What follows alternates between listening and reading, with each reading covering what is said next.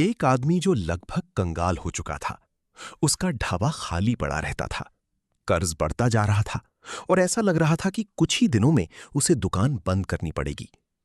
फिर एक ठंडी बारिश वाली शाम को उसने एक माँ और बेटी को अपनी दुकान के छज्जे के नीचे ठंड से ठिठुरते हुए देखा, जिनके पास ना तो पैसे थे और ना ही सिर छिपाने की कोई जगह। और उस आदमी ने ऐसा काम किया जिसकी कोई भी एक दिवालिया होने वाले व्यक्ति से उम्मीद नहीं कर सकता। लेकिन उसी पल से उन तीनों की जिंदगी, एक हारा हुआ आदमी, एक अकेली मां और एक बेचारी बच्ची, एक ऐसे रास्ते पर मुड़ गई जिसकी किसी ने कल्पना भी नहीं की थी। ये एक सच्ची कहानी है जिसने लाखों लोगों को रुला दिया। मुंबई की बारिश ज्यादा तेज नहीं थी, लेकिन लगातार और ठंडी थी। पुरानी गली में छिपे छोटे से ढाबे की टिन की छत पर बूंदें टप टप गिर रही थीं, जहां दुकानों के बोर्ड का पेंट उखड़ चुका था और स्ट्रीट लाइट की रोशनी ऐसी टिमटिमा रही थी जैसे किसी जमाने में गुलजार रही इस गली की आखिरी सांसें हों।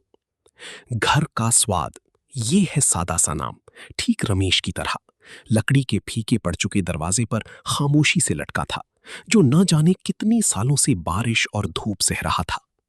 रमेश 40 साल का, दुबला पतला, रसोई के धुएं और धूप से सांवली पड़ी त्वचा वाला, बची हुई मछली करी के पतीले के पास चुपचाप बैठा था। ये करी कभी उसकी दुकान की जान हुआ करती थी, जिसके लिए पुराने ग्राहक अपनी गाड़ी मोड़कर वापस आते थे। लेकिन अब ये ठंडे माहौल में बस एक ठंडा पतीला था, जिसे वो जानता था कि दिन के आखिर में फेंकना पड़ेगा। सामने द रॉयल तंदूर रेस्टोरेंट की रोशनी जगमगा रही थी। वहां से आ रहे संगीत और गिलासों के टकराने की आवाजें जैसे उसे चिढ़ा रही थीं। वो नया रेस्टोरेंट सबका ध्यान, सारे पैसे और उससे भी बुरा सारी बातें अपनी ओर खींच रहा था। घर का स्वाद तो पुराना हो गया। सुना है रसोई में सफाई भी नहीं रहती। ये बातें हर बार रमेश के दिल में सुई की तरह चुभती थी जब भी वो उन्हें सुनता। लेकिन वो कोई प्रतिक्रिया नहीं देता, बस खाना पकाता रहता, जैसे कि खाना ही उन टूटती हुई चीजों को ठीक कर सकता हो। उस रात ढाबा लगभग खाली था। एक कॉलेज की छात्रा जल्दी जल्दी पुलाव खा रही थी। एक ऑटो वाला ठंडी चाय के गिलास के पास ऊँग रहा था। रमेश ने एक लंबी सांस ली और जल्दी समेटने का सोचा ही था कि उसकी नजर दुकान के छज्जे पर पड़ी। तंग छज्जे के नीचे एक औरत एक बच्ची को गोद में लिए ठंड से कांप रही थी। दोनों दीवार से सटे हुए थे, बारिश की बौछारों से बचने की कोशिश कर रहे थे। औरत लगभग 30 की रही होगी, दुबली पतली, फटे हुए कोट में। बच्ची करीब 7 साल की, एक पुराना घिसा हुआ बैग कसकर पकड़े हुए थी और भूख से उसका मुंह बिगड़ रहा था। उनके हाथ में एक बासी रोटी का टुकड़ा था, जिसे उन्होंने आधा आधा बांटा था। एक दूसरे को देखकर जबरदस्ती मुस्कुराने की कोशिश कर रहे थे। रमेश कुछ सेकंड तक स्थिर बैठा रहा, फिर उठकर बाहर आया। उसकी चप्पलों की हल्की आवाज बारिश की बूंदों की तरह गूंज रही थी। बहन जी, उसकी आवाज थोड़ी भारी और खुरदुरी थी। आप दोनों ने खाना खाया? औरत चौंक गई। उसकी आंखों में शक था। हम भीख नहीं मांग रहे साहब, उसने जल्दी से कहा। उसकी आवाज में कठोरता थी। बस बारिश से बचने के लिए खड़े हैं।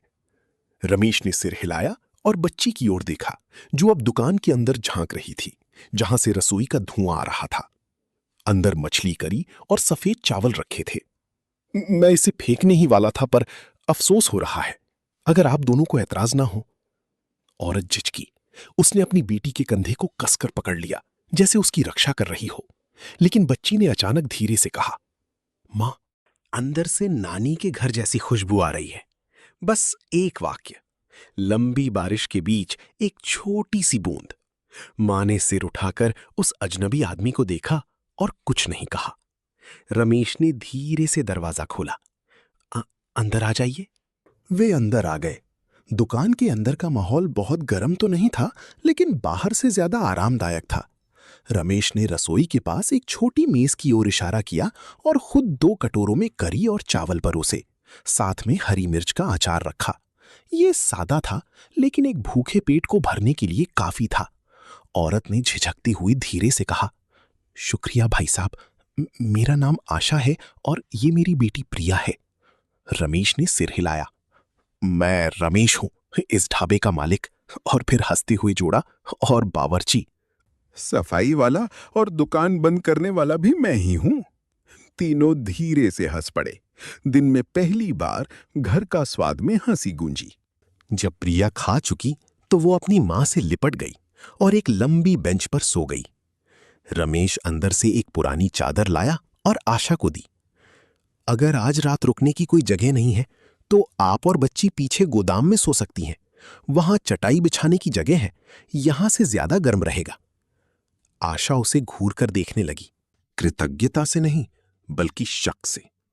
कितनी बार उसने ऐसी झूठी हमदर्दी वाली आंखें और शर्तों के साथ मदद की पेशकश देखी थी, लेकिन रमेश की आंखों में सिर्फ ईमानदारी और थकान थी।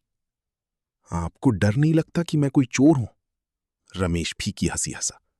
मेरे पास खोने के लिए अब कुछ बचा भी नहीं है। खाना बचा हुआ है, गोदाम खाली है। मुझे बस कोई ऐसा चाहिए जो हंगामा न करे, इतना ही काफी है। आशा ने धीरे से सिर हिलाया, कुछ और नहीं कहा।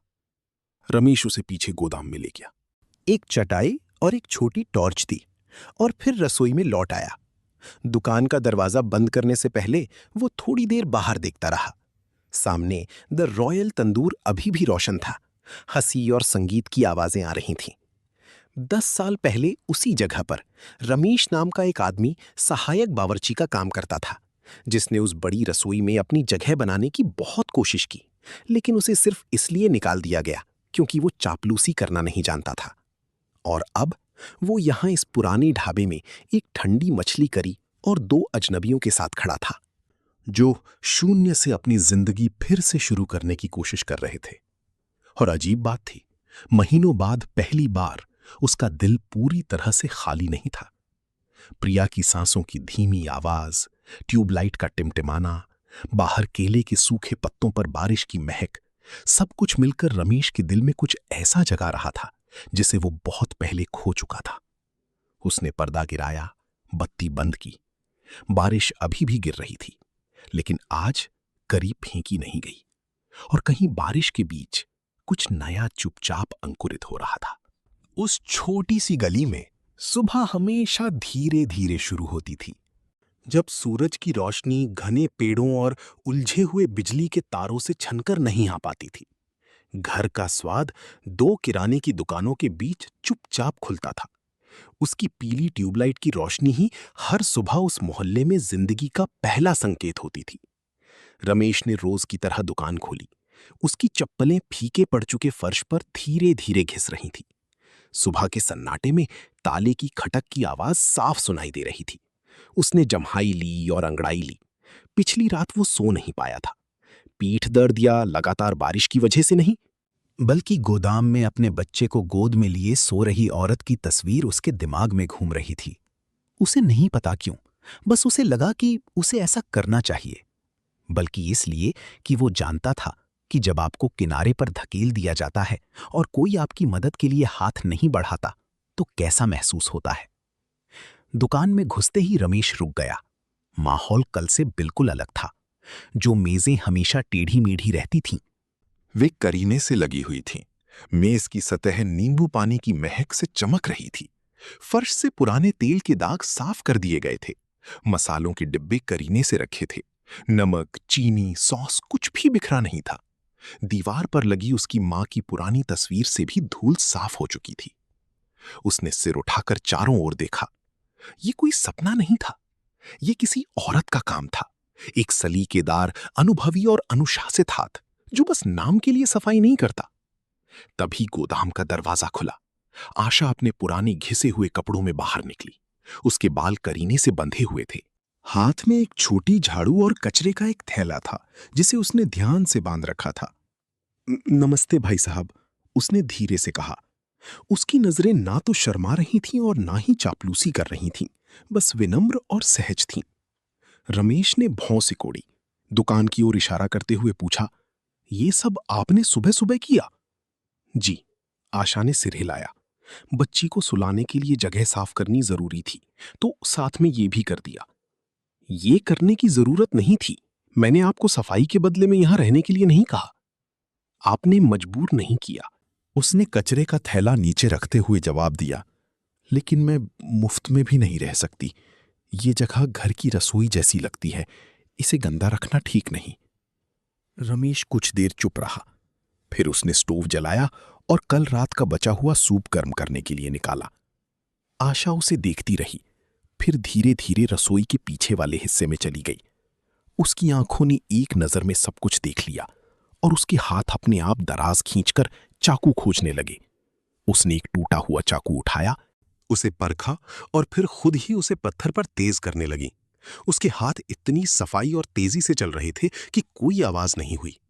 रमेश सूप के पास खड़ा उसे देख रहा था।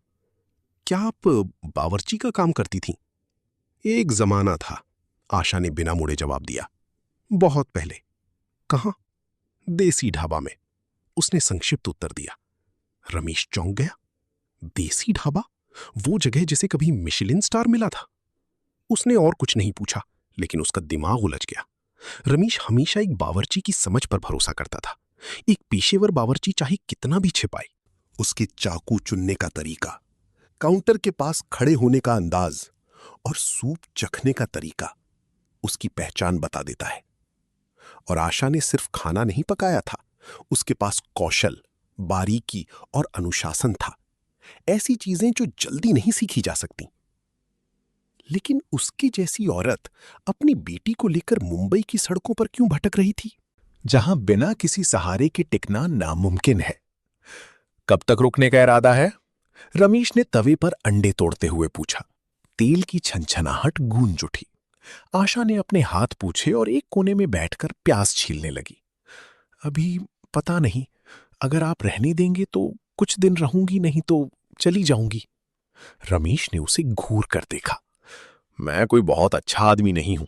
मैं मदद कर रहा हूं क्योंकि मैं जानता हूं कि कुचले जाने का एहसास कैसा होता है। लेकिन आपको समझना होगा, मेरे पास बांटने के लिए बहुत कुछ नहीं है। आपके पास ये रसोई है, आशा ने धीरे से लेकिन दृढ़ता से कहा। रसोई दुनिया की सबसे दुर्लभ चीज है। इसलिए नहीं कि इसे खरीदना मुश्किल है, बल्कि इसलिए कि इसे चलाने वाले को यह विश्वास होना चाहिए कि उसके पास अभी भी पकाने के लिए कुछ है। रमेश हैरान रह गया। ये बात उसकी मां की तरह थी, जो कहती थी, चूल्हा तभी जलता है जब जलाने वाला जीना चाहता है। सुबह एक अजीब लेकिन सुखद माहौल में गुजरी। एक दो पुराने ग्राहक आए। उन्होंने दुकान को ज्यादा साफ सुथरा देखकर तारीफ भी की। आज कुछ अलग लग रहा है। रमेश बस मुस्कुरा दिया। कोई सफाई नहीं दी। दोपहर में आशा ने एक सादा व्यंजन बनाने का सुझाव दिया। नींबू मुर्ग। मैंने फ्रिज में चिकन देखा, ऐसे रखने से खराब हो जाएगा। रमेश झिझका। जब से उसका पुराना बावर्ची कुछ रेसिपी लेकर भाग गया था, उसने किसी को मुख्य रसोई में हाथ नहीं लगाने दिया था। लेकिन फिर उसने धीरे धीरे सिर हिला दिया। आशा रसोई में गई, अपने हाथ अच्छी तरह धोए और मसालों को क्रम में रखा। उसने चिकन के टुकड़ों को अच्छी तरह धोया, उन्हें जोड़ों से काटा और बिना चम्मच के अंदाजी से मसाले मिलाए। इतने सटीक और संतुलित कि हैरानी हो। जब चिकन का पतीला उबलने लगा तो अदरक, लहसुन और नींबू की पत्तियों की महक पूरी दुकान में फैल गई। एक बूढ़े आदमी ने खुशबू सूंघकर अंदर आकर पूछा, बेटा, थाली मिलेगी क्या? रमेश ने सिर हिलाया। आज एक नई चीज बनी है, चखेंगे क्या? बूढ़े आदमी ने बैठकर धीरे धीरे खाया। तीसरे टुकड़े के बाद उन्होंने अपनी चम्मच नीचे रखी और दूर देखने लगे। इसकी महक मेरी मां के बनाए खाने जैसी है, जब मैं स्कूल जाता था, उन्होंने कहा। उनकी आवाज भर्रा गई थी।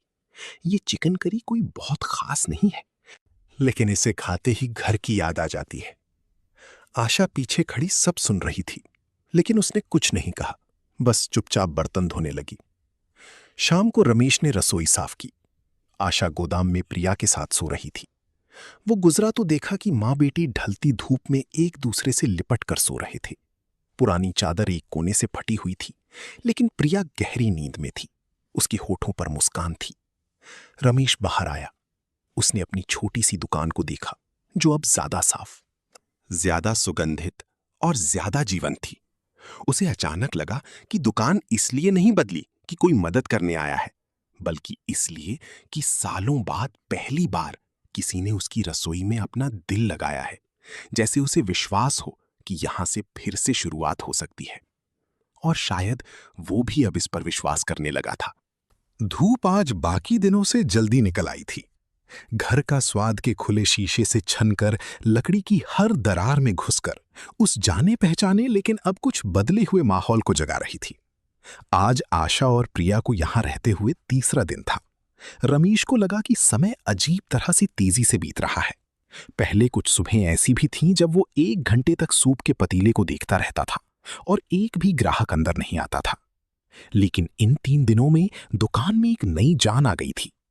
रसोई में अब पुराने जमे हुए तेल की गंध नहीं थी, बल्कि अच्छी तरह से पके हुए सूप, मसालों में लिपटी मछली और चाकू छुरी की खटखट की आवाज थी, जैसे एक रसोई की धड़कन फिर से शुरू हो गई हो। आशा ज्यादा बात नहीं करती थी। वो ऐसे काम करती थी जैसे उसने कभी रसोई छोड़ी ही ना हो। उसके हाथ तेज, आंखें पारखी और कभी कभी वो थोड़ी सख्त भी हो जाती थी। रमेश ने देखा कि कैसे वो चुपचाप उन मसालों की डिब्बों को फिर से व्यवस्थित करती थी जिन्हें वो अक्सर बेतरतीब छोड़ देता था, या कैसे वो पालक को उबालने से पहले ध्यान से जांचती थी कि वो ताजा है या नहीं। उसे आलोचना महसूस नहीं हुई, बस थोड़ी झिझक हुई, जैसे कि ये रसोई अब पूरी तरह से सिर्फ उसकी नहीं रही। आज रविवार था, जिस दिन आमतौर पर ज्यादा ग्राहक आते थे, खासकर वे लोग जो अपने गांव से शहर लौटते थे और पुराने जायके को याद करते थे। रमेश केकड़े और पालक का सूप बनाने ही वाला था कि आशा पास से गुजरी। उसने पतीले में झांका और धीरे से कहा, क्या मैं आज एक चीज बनाकर देखूं, सिर्फ आज के लिए? रमेश मुड़ा और उसकी आंखों में सीधे देखा। तुम क्या बनाना चाहती हो? नींबू मुर्ग। जब मैं बावर्ची थी तो मैंने ये व्यंजन मध्य भारत के एक समूह को परोसा था। उन्होंने कहा था कि इसमें घर के खाने जैसी महक है। वो झिझका।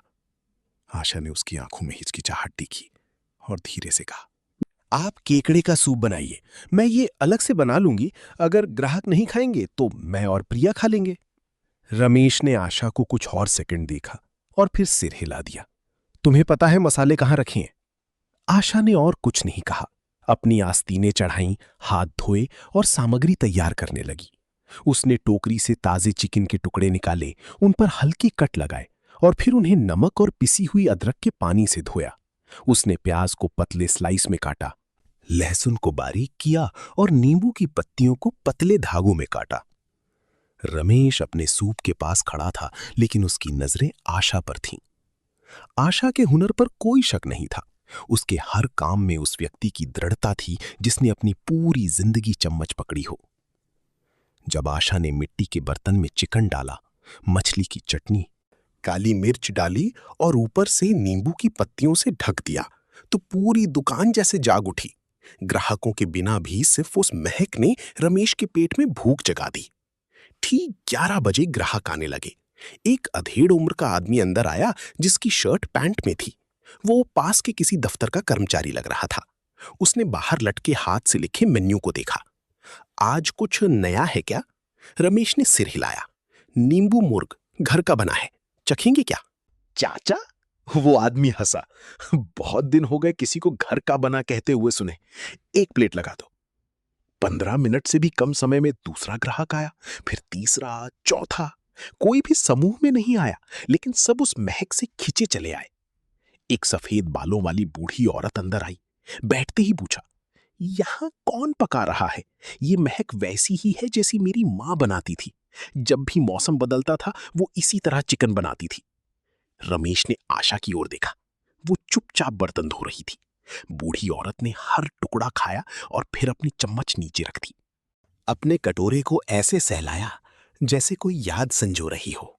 उन्होंने कहा, दशकों बाद मैंने किसी को इस तरह चिकन पकाते देखा है, जिसमें ना तो ज्यादा मसाले हों, ना ज्यादा नमक, ना ही मीठा। बिल्कुल मेरी मां की तरह। आशा ने जवाब नहीं दिया, बस हल्की सी मुस्कान दी। रमेश ने उनके ग्लास में और चाय डाली। उसने महसूस किया कि उसका दिल थोड़ा धीमा धड़क रहा है। इसलिए नहीं कि उन्होंने खाने की तारीफ की, बल्कि इसलिए कि वो जानता था कि लोग सिर्फ स्वाद के लिए तारीफ नहीं कर रहे थे। वे एक याद को फिर से छूने के लिए धन्यवाद दे रहे थे। उस दोपहर लगभग 6 महीनों में पहली बार घर का स्वाद में सारे चावल बिक गए। रमेश को एक नया पतीला चढ़ाना पड़ा। ग्राहकों ने गर्म सफेद चावल और थोड़ी सी चिकन की ग्रेवी के अलावा कुछ नहीं मांगा। एक युवा महिला अपने बच्चे को इलेक्ट्रिक साइकिल पर लेकर आई और कहा कि वो पास से गुजर रही थी और महक सुनकर चली आई। उसका बेटा जिद करने लगा कि यहां खाना है। 2 कॉलेज के छात्रों ने 2 प्लेट ऑर्डर की और अपनी मां को गांव में तस्वीर भेजी। दुकान के एक कोने में प्रिया एक अचार शीट पर कुछ बना रही थी जो उसने रमेश से मांगी थी। उसने एक रसोई बनाई थी जिसमें एक आदमी पतीला चला रहा था, एक औरत सब्जियां धो रही थी और एक मेज गर्म खाने से भरी हुई थी। तस्वीर के ऊपर उसने लिखा था, ये घर जैसा है। दिन के अंत में जब सारे ग्राहक जा चुके थे, रमेश ने काउंटर साफ करते हुए एक छोटा कागज देखा जो नमक मिर्च के डिब्बे के नीचे रखा था। उस पर लिखा था, आज मुझे अपने किसी प्रियजन के स्वाद वाला भोजन कराने के लिए धन्यवाद। मेज नंबर 3 का ग्राहक। वो एक कुर्सी पर बैठ गया। थोड़ी देर चुप रहा। उसके हाथ मेज पर थे। आज उसकी हथेलियां ज्यादा गर्म थीं। मौसम की वजह से नहीं, बल्कि इसलिए कि इस रसोई में किसी और के हाथ ने जान फूंक दी थी। एक ऐसा हाथ जो टूट चुका था, लेकिन फिर भी खाना पकाने का हर चरण ऐसे याद था जैसे वो खुद को याद कर रहा हो।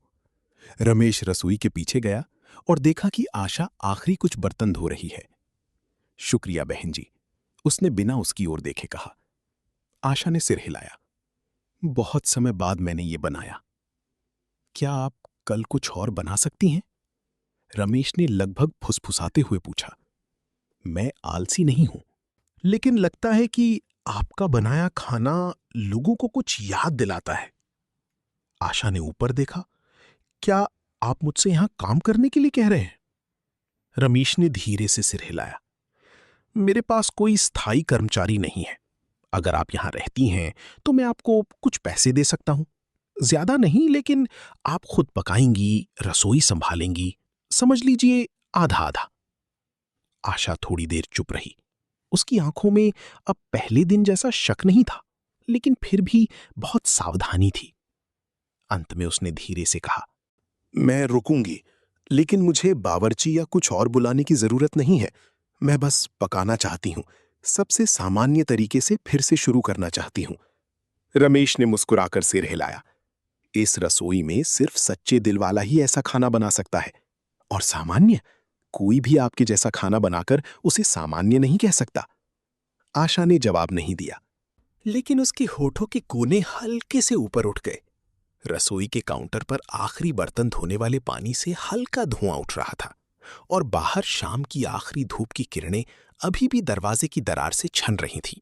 पुराने बोर्ड पर घर का स्वाद शब्द को रोशन कर रही थीं, जैसे कि उस नाम में अभी अभी एक नई गर्माहट फूंकी गई हो। हफ्ते की शुरुआत में एक शाम फिर से बारिश हुई। उस तरह की लगातार और धीमी बारिश नहीं जैसी उस दिन थी जब रमेश आशा से मिला था, बल्कि एक तेज बौछार जो अपने साथ सूखे पत्ते, सड़क की धूल और दोपहर की उमस भरी हवा ले आई थी। घर का स्वाद को बिजली जाने के कारण सामान्य से जल्दी बंद करना पड़ा। चार्जर लैंप की धुंधली रोशनी ग्राहकों की सेवा के लिए पर्याप्त नहीं थी। रसोई के अंदर आशा मसालों के डिब्बे पूछ रही थी जब प्रिया अंदर दौड़ी, हाथ में एक पतली कॉमिक बुक लेकर चिल्लाई, मां, आज मैंने ये पूरी पढ़ ली। ये कहानी बहुत मजेदार है। रमेश शाम के भोजन के लिए कुछ मछली के टुकड़े कोयले पर भून रहा था। ये सुनकर हंस पड़ा। ये कहानी मैंने बचपन में खरीदी थी और अब तक रखी है। सोचा नहीं था कि कोई इसे आगे पढ़ेगा। प्रिया उसके पास बैठकर मासूमियत से पूछने लगी, क्या आप भी बचपन में उदास होने पर कहानियां पढ़ते थे? रमेश ने सिर हिलाया। उसकी आंखें दूर देख रही थीं। उस समय मेरे माता पिता बहुत लड़ते थे। सिर्फ कहानियां ही मेरे दिमाग को शांत करती थीं। प्रिया ने समझदारी से सिर हिलाया और फिर मुस्कुराई। मुझे यहां बहुत अच्छा लगता है। जब मां खाना बनाती हैं और रमेश चाचा भूनते हैं तो ऐसा लगता है जैसे दावत हो। उस शाम का खाना सादा था। सफेद चावल, भुनी हुई मछली, जूट मैलों का सूप और एक कटोरी मिर्च की चटनी। लेकिन तीनों ने खुशी खुशी खाया। हंसी की आवाज ऐसी गूंज रही थी जैसे उन्होंने बारिश के मौसम में एक छोटा सुरक्षित घर पा लिया हो। सब कुछ समेटने के बाद रमेश दरवाजे की सीढ़ी पर बैठ गया। बाहर की घनी बारिश को देख रहा था। अचानक बारिश में एक परछाई दिखाई दी जो चुपचाप दुकान को देख रही थी। रमेश ने आंखें सिकोड़ी। स्ट्रीट लाइट की रोशनी ने उसे एक जाना पहचाना लेकिन अजीब चेहरा दिखाया। उस आदमी ने बारिश में भीगी हुई सफेद शर्ट पहनी थी, बाल बिखरे हुए थे, आंखें गहरी और गाल ऊंचे थे। उस पल रमेश को लगा जैसे समय रुक गया हो। विक्रम? वो फुसफुसाया और खड़ा हो गया। उस आदमी ने सिर हिलाया और छज्जे के नीचे आ गया। रमेश अभी भी हैरान था। विक्रम, उसका सबसे अच्छा दोस्त, जो कभी द रॉयल तंदूर में उसका दाहिना हाथ था, जिस पर उसने इतना भरोसा किया कि अपनी मां से सीखी सारी रेसिपी और रहस्य उसे सौंप दिए। और वही आदमी था जिसने 3 साल पहले उसे धोखा दिया था, नए शेफ को रहस्य बेचकर किचन मैनेजर का पद हासिल कर लिया था। बहुत दिन हो गए, विक्रम ने कहा। उसकी आवाज भारी थी। तुम ठीक हो? रमेश ने अपना गुस्सा दबाया। मैंने सोचा था कि तुम गोवा में रेस्टोरेंट खोल रहे हो। विक्रम ने जमीन की ओर देखा। उसकी आवाज लड़खड़ा गई। बंद हो गया। महामारी आई और धीरे धीरे सब खत्म हो गया। अब मैं यहां वापस आ गया हूं क्योंकि मेरे पास सोने के लिए कोई जगह नहीं है। रमेश चुप रहा। उसकी मुट्ठियां भींच गईं। पुरानी यादें चाकू की तरह सीने में चुभ रही थीं। जिस दिन उसे बिना किसी पूर्व सूचना की एक बैठक में द रॉयल तंदूर से निकाल दिया गया था। जब उसने विक्रम को शेफ के पीछे खड़े देखा, जो सीधे उसकी आंखों में देखने की हिम्मत नहीं कर रहा था, और उसका आखिरी संक्षिप्त संदेश, मुझे माफ कर दो, मुझे भी नहीं पता था कि सब कुछ ऐसा हो जाएगा। विक्रम चुपचाप खड़ा रहा। बारिश का पानी फर्श पर टपक रहा था। उसने अपनी बैग से एक कपड़े की थैली निकाली, जिसके अंदर एक रसोई का चाकू था, जिसका हैंडल पुराना और ब्लेड घिसा हुआ था। क्या तुम्हें ये याद है? विक्रम ने चाकू मेज पर रखा। ये वही चाकू है जो तुमने मुझे तब दिया था जब मैंने काम शुरू किया था। तुमने कहा था कि अच्छा चाकू हो तभी बावर्ची हिम्मत से काट सकता है। रमेश ने चाकू को देखा। उसके गले में एक गांठ सी महसूस हुई। विक्रम ने एक लंबी सांस ली। मैं यहां माफी मांगने नहीं आया हूं। मेरे पास बस जाने के लिए कोई और जगह नहीं है। कुछ दिनों से मैं दादर बस स्टैंड पर सो रहा था। किसी ने बताया कि तुम्हारी दुकान अभी भी है। मुझे खुशी हुई कि कम से कम तुमने एक चीज बचा ली। रमेश मुड़ गया। मैंने इसे बचाया है, लेकिन तुम्हारी वजह से नहीं। एक भारी खामोशी छा गई। बारिश अभी भी हो रही थी। पीछे आशा दरवाजे के फ्रेम से टेक लगाकर सब कुछ सुन रही थी। विक्रम ने आश्चर्य से आशा की ओर देखा। आप? आशा ने धीरे से सिर हिलाया। मैं यहां नहीं हूं, रसोई में मदद करती हूं। विक्रम ने भौहें सिकोड़ी। उसकी आंखों में थोड़ा शक था। फिर उसकी नजर लंबी बेंच पर सो रही प्रिया पर पड़ी। क्या आप मुझे कोई काम दे सकती हैं, चाहे वो रसोई साफ करना हो या बर्तन धोना? मुझे पैसे नहीं चाहिए, बस इस बारिश के मौसम में एक छत चाहिए। रमेश ने जवाब नहीं दिया। उसने मेज पर रखे चाकू और अपने पुराने दोस्त के थके हुए, भीगे और अब बिना किसी घमंड वाले चेहरे को देखा। अंत में उसने धीरे धीरे कहा, मुझे रसोई साफ करने वाले की जरूरत नहीं है, लेकिन मुझे सुबह के लिए सब्जियां धोने वाले की जरूरत है। विक्रम ने सिर उठाया। उसकी आंखों में चमक थी। तुम मान गए? अभी माफ नहीं किया है, रमेश ने ठंडे स्वर में कहा। बस ये रसोई इतनी बड़ी नहीं है कि इसमें और नफरत रखी जा सके। विक्रम ने सिर झुका लिया। मैं समझता हूं। उस रात उसे गोदाम में आशा और उसकी बेटी के सामने सोने की जगह दी गई। किसी ने कुछ नहीं कहा। बस बारिश की आवाज समय की धुन की तरह सुनाई दे रही थी, जो सारे दर्द को धो रही थी। अगली सुबह जब पहली किरण दरवाजे से छन कर आई, विक्रम जल्दी उठ चुका था। वो सावधानी से सब्जियां धो रहा था, हर चॉपिंग बोर्ड को पोंछ रहा था और अपने पुराने तेज किए हुए चाकू से हर गाजर को छील रहा था। आशा थोड़ी देर उसे देखती रही और फिर बोली, आप एक अच्छे बावर्ची थे। 3 साल पहले। रसोई को सालों में नहीं गिना जाता। इसे उन हाथों से गिना जाता है जो अभी भी आग जलाए रखना चाहते हैं। विक्रम धीरे से हंसा। मैं उम्मीद करता हूं कि मेरे पास अभी भी दोनों हाथ हैं। इस बीच रमेश दूर खड़ा था, दखल नहीं दे रहा था, लेकिन अपने दिल की गहराई में वो जानता था कि अतीत का एक हिस्सा लौट आया है और उसका सामना करना होगा। इसे टाला नहीं जा सकता, मिटाया नहीं जा सकता, लेकिन इसे फिर से शुरू किया जा सकता है। और छोटा सा घर का स्वाद ढाबा सालों बाद पहली बार 3 लोगों को एक साथ आग जलाने वाला था। भले ही हर कोई अपने साथ घाव लेकर आया हो, लेकिन वे सभी फिर से शुरू करना सीख रहे थे। उबलते हुए सूप के पतीले के पास, नींबू मुर्ग के व्यंजन के पास और एक दूसरे के पास। पहली सुबह जब रसोई में तीनों लोग थे तो घर का स्वाद का माहौल अजीब और कसा हुआ था।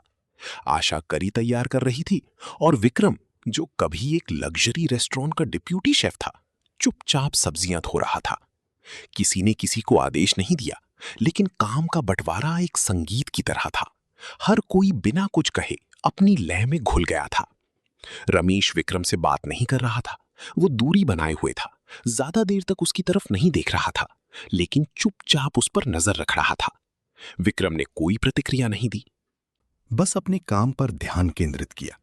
हर ट्रे को साफ किया, हर पालक के गुच्छे को धोया और इतनी सफाई से काटा कि कोई भी हिस्सा बर्बाद ना हो। आशा ही अकेली थी जो बात कर रही थी, लेकिन उसकी और विक्रम की बातचीत भी सिर्फ रसोई के इर्द गिर्द घूमती थी। चटनी को धीमी आंच पर पकाना चाहिए, धनिया पत्ती को गैस बंद करने के बाद डालने से ज्यादा खुशबू आती है। ये चाकू टेढ़ा हो गया है, मैं इसे ठीक कर देता हूं। माहौल ठंडा लेकिन स्वाभाविक था, जैसे कि वे दोनों समझते थे कि हर किसी का अतीत धूल की परतों से ढका होता है। धीरे से पोंछने पर साफ हो जाता है, लेकिन ज्यादा रगड़ने पर खरोंच आ जाती है। रमेश ने सोचा था कि बस विक्रम का चेहरा ना देखने से सब ठीक हो जाएगा, लेकिन विक्रम की मौजूदगी ने उसे और बेचैन कर दिया था। कभी सूप में नमक डालते समय उसे अचानक याद आता कि कैसे विक्रम उसके हाथ को ठीक करता था जब वो कम नमक डालता था। कभी जब आशा रसोई से गुजरती और विक्रम पीछे हट जाता तो उसे अपने पुराने दोस्त की आंखों की याद आ जाती, जब उन्होंने साथ में काम शुरू किया था, जो भरोसे और उम्मीद से भरी थी। ये सारी बातें जिन्हें वो भूलना चाहता था, रसोई के धुएं की तरह बार बार लौट कर आ रही थीं, जो कपड़ों पर चिपक जाती है। उस शाम कई दिनों की बारिश के बाद मौसम साफ था, ग्राहक ज्यादा थे। दूर से कुछ छात्रों का एक समूह आया और बड़ी मात्रा में खाना ऑर्डर किया। किसी ने एक वीडियो बनाकर सोशल मीडिया पर डाल दिया और तारीफ की कि दुकान छोटी है लेकिन स्वाद घर जैसा है। रमेश सेवा करने में व्यस्त था, विक्रम एक एक ट्रे लेकर जा रहा था। आशा रसोई संभाल रही थी। सब कुछ सुचारू रूप से चल रहा था। जैसा कि आशा ने कहा था, एक जीवित रसोई वही होती है जहां कोई भी आग को बीच में बुझने नहीं देता। लेकिन तूफान को आने से पहले चेतावनी देने की जरूरत नहीं होती। वो एक संदेश से आया। जब रमेश बाहर एक मेज साफ कर रहा था तो उसका फोन बजा। एक अनजान नंबर से संदेश आया था, जिसमें सिर्फ इतना लिखा था, सावधान रहना, वो आदमी उतना पछता नहीं रहा है जितना तुम सोच रहे हो। रमेश ने भौहें सिकोड़ी। वो शक नहीं करना चाहता था, लेकिन उसकी अंतरात्मा कह रही थी, कुछ गड़बड़ है। उसने रसोई के अंदर देखा। विक्रम चाकू पोंछ रहा था, धीमी और शांत गति से। कुछ भी संदिग्ध नहीं था, लेकिन यही शांति रमेश को असहज कर रही थी। उसने कुछ नहीं कहा, लेकिन उसके दिल में एक दरार आ गई थी। अगले दिन दुकान अभी भी भरी हुई थी। नींबू मुर्ग की खबर स्थानीय फेसबुक ग्रुपों में तेजी से फैल गई थी। किसी ने मजाक में कहा, दुकान छोटी है लेकिन जैसे गली में छिपा हुआ मिशेलिन स्टार हो। रमेश जानता था कि ये आशा की वजह से है, जो सादगी से खाना बनाती थी, लेकिन हर चम्मच ऐसे डालती थी जैसे वो पतीले में यादें डाल रही हो। दोपहर में आशा ने प्रिया को टीका लगवाने के लिए जल्दी छुट्टी ले ली। विक्रम रमेश के साथ सफाई में मदद करने के लिए रुक गया। जब सिर्फ वे दोनों थे तो माहौल अचानक भारी हो गया। रमेश कुछ देर झिझका और फिर बोला, मैंने तुमसे कुछ दिनों से कुछ नहीं पूछा, लेकिन अब मुझे जानना है कि तुम वापस क्यों आए हो। विक्रम ने हाथ रोका, ऊपर देखा। उसकी आंखें नहीं झुकी। मैं वापस आया क्योंकि मेरे पास और कुछ नहीं है। मैंने सब कुछ खो दिया और मैं अपनी गलती सुधारना चाहता हूं। तुम्हारी गलती सिर्फ माफी मांगने से खत्म नहीं हो जाती। रमेश ने अपनी मुट्ठी भींच ली। तुमने सिर्फ मुझे धोखा नहीं दिया, तुमने उन सालों को भी धोखा दिया जो हमने द रॉयल तंदूर को बनाने में लगाए थे। तुमने सारी रेसिपी, भाइयों के बीच का वादा, सब कुछ कचरे में फेंक दिया। सिर्फ एक बेकार के पद के लिए? विक्रम ने बिना विरोध के सिर हिलाया। मैं जानता हूं और मैं हर दिन उस अपराध के साथ जीता हूं। रमेश चुप हो गया। बाहर अचानक बारिश की बूंदों ने माहौल को शांत कर दिया। उसने अपनी आवाज धीमी की। तुमने अभी भी मेरा दिया हुआ चाकू रखा है। तुम्हें अभी भी सब्जियां काटना याद है। तुम्हें अभी भी पता है कि चटनी को कैसे जलने से बचाना है। तो उस समय तुम अपनी जमीर क्यों नहीं बचा पाए? विक्रम रुक गया। क्योंकि मैं कमजोर था। क्योंकि मुझे लगा कि अगर मैं आगे नहीं बता तो मैं हमेशा तुम्हारी परछाई बना रहूंगा। मैं गलत था क्योंकि मैं बहुत स्वार्थी था। मुझे लगा कि मैं बेहतर हूं, मैं ज्यादा हकदार हूं। लेकिन असल में मैं तुमसे सिर्फ एक ही चीज में बेहतर था, अपनी हर कीमती चीज को नष्ट करने की क्षमता में। रमेश ने और कुछ नहीं कहा। वो भारी मन से अंदर चला गया। उस समय उसे नहीं पता था कि एक बार फिर उसके विश्वास की परीक्षा होने वाली है। इस बार सिर्फ अतीत से नहीं, बल्कि वर्तमान से। देर रात गोदाम की सफाई करते समय रमेश ने पाया कि आरक्षित सामग्री का एक डिब्बा खुला हुआ है। मालाबार काली मिर्च, सांभर नमक और कुछ आयातित सूखे मशरूम जैसी कुछ विशेष सामग्रियां गायब थीं। उसने रसीदें फिर से जांची। किसी ने भी इन सामग्रियों का उपयोग करने वाला कोई व्यंजन ऑर्डर नहीं किया था। आज रमेश की रीढ़ में एक ठंडक दौड़ गई। उसे ये जानने के लिए कैमरा देखने की जरूरत नहीं थी कि क्या हुआ है। अगली सुबह दुकान खुलने से पहले उसने आशा और विक्रम दोनों को बुलाया। गोदाम से सामान चोरी हो गया है, दुर्लभ सामग्रियां, रमेश ने सीधे कहा। मेरे अलावा सिर्फ तुम दोनों के पास चाबी है। विक्रम ने कोई प्रतिक्रिया नहीं दी। आशा ने भौहें सिकोड़ी। आपको क्या लगता है ये किसने किया? विक्रम ने शांत स्वर में पूछा। मैं सोच नहीं रहा हूं, मैं बस इतना जानता हूं कि अगर ये दोबारा हुआ तो मैं दुकान बंद कर दूंगा। आशा ने रमेश को देखा और फिर विक्रम की ओर मुड़ी। कल रात आप ही गोदाम की सफाई के लिए रुके थे, मैं पहले चली गई थी। विक्रम ने कुछ नहीं कहा, बस सिर झुका लिया। मैं समझता हूं, मैं चला जाऊंगा। रमेश ने भौहें सिकोड़ी। तुम मानते हो? नहीं, लेकिन मैं ऐसी जगह नहीं रहना चाहता जहां लोग मुझ पर विश्वास नहीं करते। आशा ने कहा, अगर तुमने सच में ये नहीं किया है तो तुम रुककर साबित क्यों नहीं करते? चले जाना जिम्मेदारी लेना नहीं है, ये भागना है। विक्रम थोड़ी देर चुपचाप खड़ा रहा, फिर चुपचाप गोदाम में गया, अपना बैग खोला और सामग्री के अक्षुण्ण पैकेट मेज पर रख दिए। मैंने इन्हें बेचने के लिए नहीं लिया था, उसने कहा। मैं कुछ नए व्यंजन आजमाना चाहता था। मैं साबित करना चाहता था कि मेरे पास अभी भी हुनर है, कि मैं अभी भी रसोई में खड़े होने के लायक हूं। लेकिन मैं गलत था। मैंने अनुमति नहीं ली और मैंने फिर से सबको शक करने पर मजबूर कर दिया। रमेश चुप था। उसे नहीं पता था कि गुस्सा होना चाहिए, सहानुभूति रखनी चाहिए या खुश होना चाहिए कि कम से कम विक्रम अब झूठ नहीं बोल रहा है। तुम्हें लगता है कि खाना सब कुछ ठीक कर सकता है? उसने पूछा। नहीं, विक्रम ने कहा, लेकिन मुझे विश्वास है कि अगर मैं हर छोटी चीज को शुरू से सही करूं तो धीरे धीरे मुझे माफ किया जा सकता है। रमेश ने कुछ नहीं कहा। वो आगे बढ़ा और हर पैकेट को ध्यान से जांचने लगा। सब कुछ वैसा का वैसा था। अंत में उसने अपना हाथ मेज पर रखा। उसकी आवाज गहरी हो गई। अगली बार मुझसे पहले पूछना। ये रसोई ऐसी जगह नहीं है जहां कोई जो चाहे वो करे। लेकिन अगर तुम सच में फिर से शुरू करना चाहते हो तो पहले व्यंजन से शुरू करो। विक्रम ने धीरे से सिर हिलाया। आशा ने दोनों आदमियों को देखकर राहत की सांस ली। बाहर सूरज बादलों से छन कर आ रहा था। उस छत के पंखे पर पड़ रहा था जिसने अब चरमराना बंद कर दिया था। और रसोई में 3 लोग, हर एक अपने घाव के साथ, एक साथ खाना पकाना और विश्वास को फिर से जगाना जारी रखे हुए थे, भले ही डगमगाते हुए, लेकिन सच्चाई के साथ।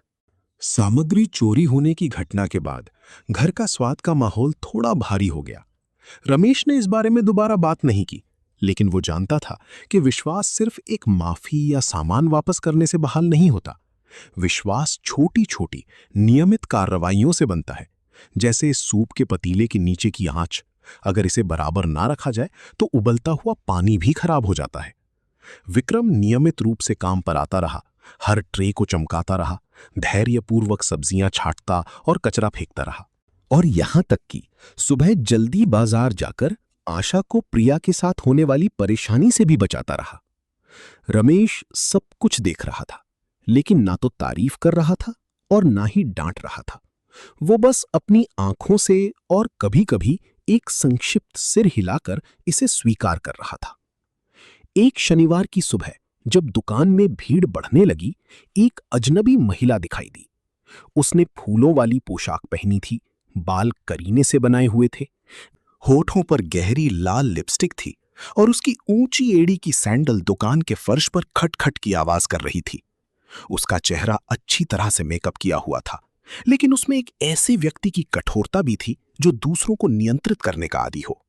उसने चारों ओर एक नजर डाली और फिर उसकी नजर आशा पर रुक गई, जो उस समय ग्राहकों के लिए कटोरे लगा रही थी। आशा, तुम ही हो? आशा वहीं जम गई। उसका चेहरा पीला पड़ गया, हाथ कांपने लगे, जिससे कटोरा उसके हाथ से फिसल गया। शुक्र है कि वो टूटा नहीं। मां, वो हकलाकर बोली। वो औरत आगे बढ़ी, ग्राहकों की नजरों की परवाह किए बिना, और आशा की आस्तीन पकड़कर उसे बाहर खींच लिया। तू एक आवारा की तरह भाग गई और अब इस गरीब गली के ढाबे में छिपी हुई है। मैंने तो सोचा था कि तू मर गई। रमेश तुरंत खड़ा हो गया, उसकी आवाज दृढ़ थी। आप मेरी दुकान में हंगामा नहीं कर सकती। उस औरत ने उसकी ओर आंखें सिकोड़ कर देखा। तू कौन है? इस दुकान का मालिक? तूने इसे यहां रखा है? क्या तुझे पता है कि ये अपने पति और बच्चे को छोड़कर भाग गई थी? आशा ने सिर झुका लिया, होंठ कसकर भींच लिए। विक्रम आगे बढ़ा, उस औरत को धीरे से आशा से दूर धकेला और शांत स्वर में कहा, आंटी जी, ग्राहक खा रहे हैं, आपको जो भी कहना है आराम से कहिए। कैसे ग्राहक? तुम लोग इस लड़की का बचाव कर रहे हो? ये एक नालायक बेटी है। जब इसका पति दिवालिया हो गया तो मैंने इसे गांव वापस आने के लिए कहा। इसने नहीं सुना और इसने अपनी मां को मारा और अपनी बेटी को लेकर भाग गई। आशा चीख पड़ी, उसकी आवाज भर्रा गई। मैंने मां को नहीं मारा। मैं गरीबी की वजह से नहीं भागी। मैं इसलिए भागी क्योंकि वो मुझे मारता था। मारना तो मर्दों का काम है। वो औरत चिल्लाई, उसकी आंखें लाल हो गईं। मैं तुम्हारे पिता के साथ 40 साल रही, मैंने सब सहा, और तू भागना चाहती है? तू खुद को बहुत होशियार समझती है। पूरी दुकान में सन्नाटा छा गया। रमेश अब और बर्दाश्त नहीं कर सका। वो आगे बढ़ा और आशा और उस औरत के बीच खड़ा हो गया। उसकी आवाज बर्फ जैसी ठंडी थी। आपको उसकी मां होने का अधिकार है, लेकिन आपको मेरी दुकान में किसी को गाली देने का अधिकार नहीं है। अगर आप दूसरों का सम्मान नहीं करती तो कृपया यहां से चली जाइए। उस औरत ने रमेश को घूरा और फिर आशा की ओर मुड़कर चीखी, मैं वापस आऊंगी, मैं तुझे शांति से नहीं रहने दूंगी। वो चली गई। उसकी ऊंची एड़ी की आवाज सड़क पर ऐसे पड़ रही थी जैसे आशा के दिल में कीलें ठोकी जा रही हों। वो चुपचाप खड़ी रही, अपने कपड़े को इतनी जोर से पकड़े हुए थी कि उसकी उंगलियां सफेद हो गईं। रमेश ने उसे देखा, कुछ नहीं पूछा। वो बस रसोई में गया और एक कटोरी समुद्री शैवाल का सूप लाया। उसे मेज पर रखा। खा लो, फिर थोड़ा आराम कर लो, काम पड़ा रहने दो। आशा ने सूप के कटोरे को देखा। उसने उसे उठाया, लेकिन खाया नहीं। उसकी आंखों में आंसू भर आए और फिर वो सिसकने लगी। मुझे माफ कर दीजिए, मुझे नहीं पता था कि वो यहां तक पहुंच जाएंगी। ये आपकी गलती नहीं है, रमेश ने नरम आवाज में कहा, लेकिन अगर आप सब कुछ साफ साफ नहीं बताएंगी तो मुझे डर है कि और भी समस्याएं होंगी। आशा ने सिर हिलाया। कुछ देर की खामोशी के बाद उसने बताया कि वो कभी एक बड़े रेस्टोरेंट की डिप्टी शेफ थी। कि उसने एक आकर्षक लेकिन हिंसक आदमी से शादी की थी।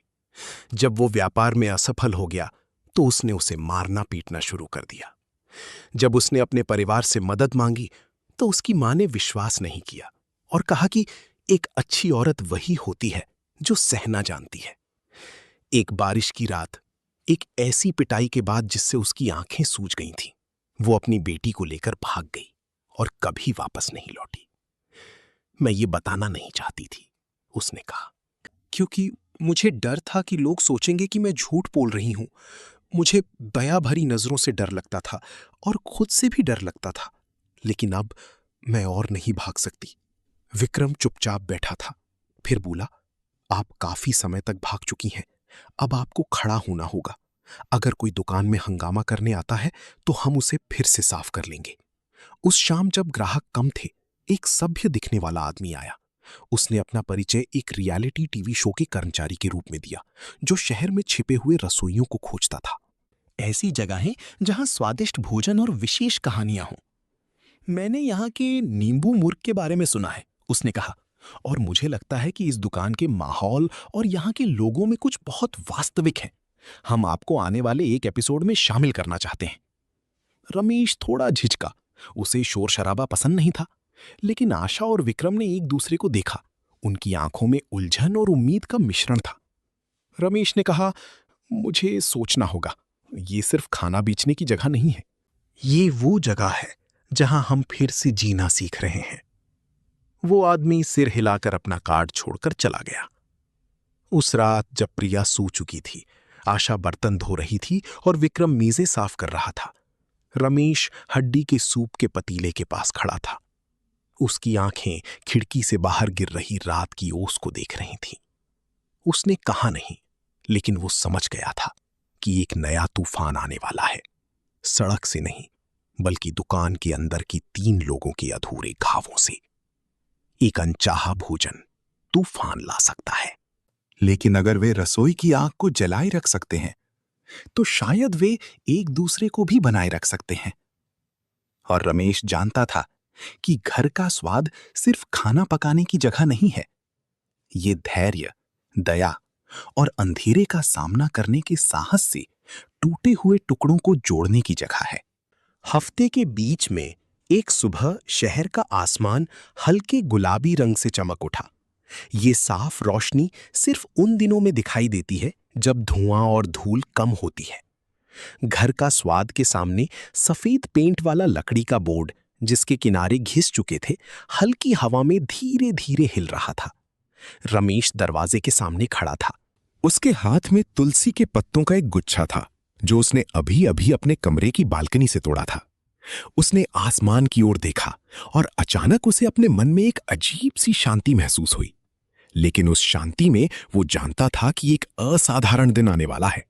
कल शाम आशा ने देसी रसोई के सितारे कार्यक्रम के समूह के निमंत्रण पर हां कह दिया था।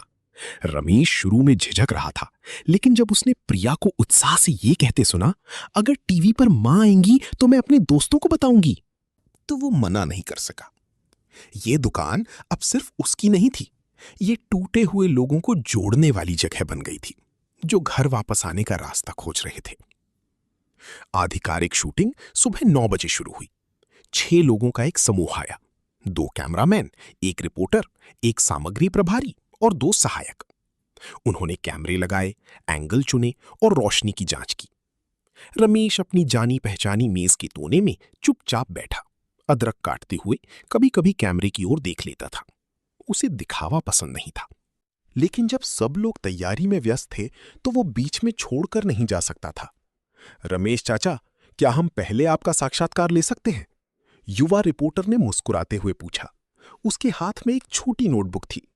रमेश ने सिर हिलाया। पहले आशा दीदी से बात कर लीजिए, मैं रसोई में काम करता हूं, मुझे बात करना नहीं आता। आशा कैमरे के सामने खड़ी थी। उसके चेहरे पर थोड़ी घबराहट थी, लेकिन उसकी आंखें अभी भी चमक रही थीं। उसने नींबू मुर्ग के बारे में बताया, उस पहले जूट मैलों के सूप के बारे में जो उसने यहां बनाया था, और उस सफर के बारे में जिसमें वो अपनी बेटी को लेकर हर जगह एक ऐसी सुरक्षित छत की तलाश में घूमी जहां वो बिना हवा के थपेड़ों या डांट फटकार के डर के सो सके। ये दुकान। आशा रुकी और रमेश की ओर देखा। ये पहली जगह है जहां मुझे सुना गया, ना कि परखा गया। कैमरा रमेश की ओर घूमा। वो अभी भी काम में लगा हुआ था, लेकिन उसके हाथ रुक गए थे। उस पल में रसोई की सारी आवाजें पीछे चली गईं। सिर्फ वो आवाज बची थी जो कोमल थी, लेकिन दिल की गहराई तक छू रही थी। इसके बाद विक्रम की बारी थी। उसने अपनी गलती के बारे में बताया, उन भटके हुए सालों के बारे में, और इस बारे में कि कैसे शुरू से फिर से शुरू करना दूसरों से माफी मांगने के लिए नहीं, बल्कि खुद को माफ करना सीखने के लिए था। मैं कभी बड़ी रसोइयों में काम करता था, जहां मुझे शानदार व्यंजन बनाने के लिए पैसे मिलते थे, विक्रम ने कहा। उसकी आंखें सीधे लेंस में देख रही थीं। लेकिन सिर्फ यहीं आकर मैंने समझा कि स्वादिष्ट भोजन वो होता है जो कृतज्ञता के साथ पकाया जाता है। शूटिंग देर शाम तक चली। फिल्म बनाने वाले समूह ने एक साथ भोजन करने का एक दृश्य बनाने का सुझाव दिया। रमेश अभिनय नहीं करना चाहता था, लेकिन अंत में उसने हां कह दी। उसने नींबू मुर्ग बनाया, आशा ने काली मिर्च वाली मछली करी और विक्रम ने सलाद और चटनी तैयार की। 3 लोग और एक बच्चा एक छोटी मेज के चारों ओर बैठे, खाते और बात करते हुए। कोई स्क्रिप्ट नहीं, कोई रोशनी नहीं, सिर्फ चम्मचों की आवाज और सच्ची हंसी थी। भोजन के बाद पूरी टीम ने अपना सामान समेटा और वादा किया कि ये एपिसोड अगले हफ्ते प्रसारित होगा। हमें लगता है कि दुकान की कहानी बहुत से लोगों को छुएगी। उस शाम अप्रत्याशित रूप से बहुत सारे ग्राहक आए। किसी ने कहा कि वो पास से गुजर रहा था और पीली रोशनी को इतना सुकून भरा देखा कि रुक गया। किसी ने कहा कि उसने नींबू मुर्ग के बारे में सुना है, और किसी ने चुपचाप एक कटोरी चावल खाया और एक छोटे से कागज पर लिखा हुआ छोड़ गया, मुझे यादों वाला भोजन देने के लिए धन्यवाद। रमेश को अब अजनबियों को उनकी कहानी से भावुक होते देखने की आदत होने लगी थी। लेकिन जिस चीज ने उसका ध्यान ज्यादा खींचा वो थी गली के कोने में खड़ी एक काली कार। वो कार लगातार कुछ दिनों तक दिखाई दी। उसका नंबर प्लेट साफ नहीं था और कोई उससे नीचे नहीं उतरता था। हर बार जब वो वहां होती तो रमेश एक आदमी को पास में सिगरेट पीते हुए देखता, जिसकी आंखें दुकान पर, खासकर आशा की ओर, टिकी होती थीं। रमेश ने इस पर ध्यान दिया। वो आशा की मां के हंगामे के बाद से ज्यादा सतर्क हो गया था। एक शाम जब दुकान अभी अभी बंद हुई थी तो वो आशा के साथ रसोई में बैठा और सीधे पूछा, क्या तुम्हें लगता है कि तुम्हारे पूर्व पति को इस जगह के बारे में पता चल गया है? आशा ने अपनी मुट्ठी भींच ली। उसकी आंखें नीचे झुक गई। हो सकता है, मुझे यकीन नहीं है, लेकिन कुछ दिन पहले प्रिया ने कहा था कि एक अजनबी ने उससे पूछा था कि क्या उसका नाम प्रिया है। ये बात पहले क्यों नहीं बताई? मुझे डर था कि आप चिंता करेंगे और हो सकता है कि ऐसा ना हो। विक्रम ने सब कुछ सुन लिया था। उसने अपना चाकू नीचे रखा और बीच में बोला, कल से मैं प्रिया को स्कूल छोड़ने और लेने जाऊंगा। मैं घुमावदार रास्ते से जाऊंगा ताकि देख सकूं कि कोई पीछा कर रहा है या नहीं। रमेश ने सिर हिलाया और फिर कुछ देर सोचता रहा। शायद हमें तैयार रहना चाहिए। अगर वो सच में आता है तो हमें असहाय नहीं होना चाहिए। आशा ने अपने सामने 2 आदमियों को देखा, एक जिसने उसे बारिश में बचाया था और दूसरा जिसने गलती की थी, लेकिन अब पूरे धैर्य के साथ सब कुछ सुधार रहा था। उसे अपने सीने में एक घुटन महसूस हुई और फिर उसने धीरे से कहा, अगर ऐसा होता है तो मैं अब और नहीं भागूंगी। मैं थक गई हूं। मैं सामना करना चाहती हूं, चाहे कोई भी हो, चाहे कुछ भी हो। इसे रुकना होगा। मेरे पास प्रिया है, मेरे पास ये जिंदगी है। अगले दिन आशा ने अपने बाल छोटे कटवा लिए। उसने कहा कि वो एक नए इंसान के रूप में शुरू करना चाहती है। प्रिया ने अपनी मां को अजीब देखा और फिर चिल्लाई, मां, कार्टून की हीरोइन जैसी लग रही हैं। और फिर खिलखिलाकर हंस पड़ी। रसोई में सब कुछ नियमित रूप से चल रहा था। चाकू छुरी की आवाज, उबलते सूप की आवाज, ऑर्डर की आवाज। लेकिन उस शांति के नीचे तीनों जानते थे कि अगली चुनौती चावल के कटोरे या सूप में नहीं है, वो बाहर है, जहां काली कार में बैठे आदमी की परछाई कभी कभी दिखाई देती थी, ये याद दिलाते हुए कि अतीत आसानी से पीछा नहीं छोड़ता। लेकिन इस बार वे अकेले नहीं थे और इसने इंतजार को कम डरावना बना दिया था, क्योंकि रोशनी कैमरे के लेंस से छनकर आने लगी थी और उन अंधेरे कोनों में भी घुस रही थी जिन्हें वे हमेशा के लिए छिपाना चाहते थे। रात में शहर कभी पूरी तरह शांत नहीं होता। गलियां चुपचाप नमी छोड़ती हैं, पीली रोशनी सड़क पर चमकती ओस पर फैल जाती है। घर का स्वाद की छोटी सी रसोई में प्याज के दलिया की महक अभी भी फैली हुई थी और धोने वाले टब में चम्मचों के टकराने की आवाज ही एकमात्र ध्वनि थी। विक्रम अभी अभी धोए हुए बर्तनों को सुखा रहा था। रमेश दरवाजे के पास एक लकड़ी के स्टूल पर गहरी सोच में बैठा था और आशा एक लंबे दिन के बाद प्रिया को एक शांत लोरी गाकर सुला रही थी, जो बारिश के बाद की ठंडी हवा की तरह कोमल थी। कोई दोपहर से दुकान पर नजर रख रहा है, विक्रम ने धीमी आवाज में कहा, जो बस सुनाई दे। रमेश ने उसकी ओर नहीं देखा, लेकिन पानी का ग्लास पकड़े हुए उसका हाथ अचानक रुक गया। वही आदमी जो पहले था। चेहरा साफ नहीं था, लेकिन कदकाठी वैसी ही थी। गाड़ी वही काली कैमरी थी। इस बार एक और आदमी था, छोटा और चेहरे पर दाग थे। वे सड़क के उस पार खड़े होकर पूरी दोपहर दुकान की ओर देखते रहे। जब मैंने सीधे उनकी ओर देखा तो वो गायब हो गए। रमेश विक्रम की ओर मुड़ा। वे इस दुकान को अच्छी तरह जानते हैं, आशा के आने जाने का समय और प्रिया के स्कूल का रास्ता भी। विक्रम ने सिर हिलाया, उसकी आंखें गंभीर हो गईं। मुझे लगता है कि हमें आशा को बताना चाहिए और शायद पुलिस को भी सूचित करना चाहिए। रमेश उठकर अंदर चला गया। आशा प्रिया को कंबल ओढ़ा रही थी, इतनी सावधानी से जैसे कि वो बच्चा एक छोटी मोमबत्ती हो जिसे जीवन की हर हवा से बचाने की जरूरत हो। जब रमेश अंदर आया तो वो मुड़ी। उसकी आंखों में थकान थी। मुझे पता है, उसने रमेश के कुछ कहने से पहले ही कह दिया। वो वही है। तुम्हें यकीन है? रमेश ने ये नहीं पूछा कि तुम्हें कैसे पता।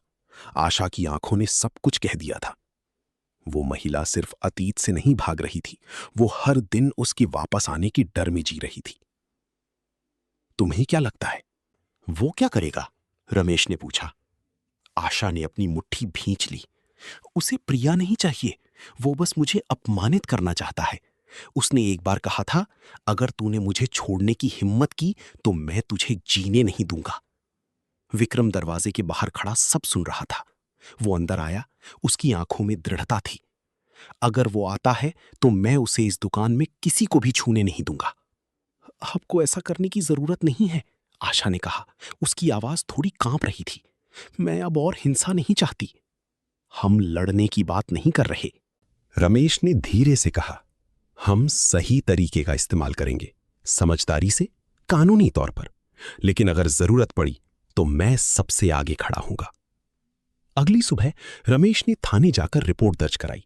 उसने उस अजीब कार और संदिग्ध निगरानी के बारे में बताया। अधिकारी ने सुना, सारी जानकारी लिखी और फिर सिर हिलाया। हम निगरानी के लिए किसी को भेजेंगे, लेकिन अगर कोई आपात स्थिति हो तो तुरंत 113 पे फोन करें।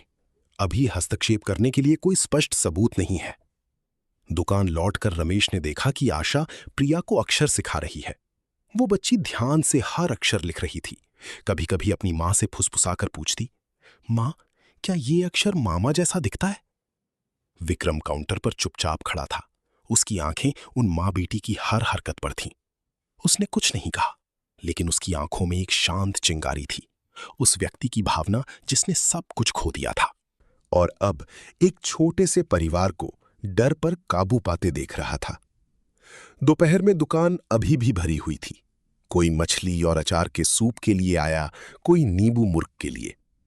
एक पुराने ग्राहक ने चुपचाप एक छोटा लिफाफा छोड़ा, जिस पर लिखा था, अगर कुछ हो तो मुझे फोन करना। मैं एक वकील हूं।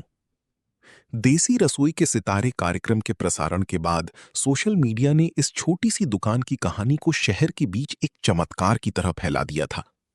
लेकिन चमत्कार बुराई को रोकने के लिए काफी नहीं था। उस रात जब दुकान अभी अभी बंद हुई थी तो दरवाजे के ठीक सामने एक गाड़ी के इंजन की आवाज गूंजी। एक काली कैमरी दुकान के सामने आकर रुकी।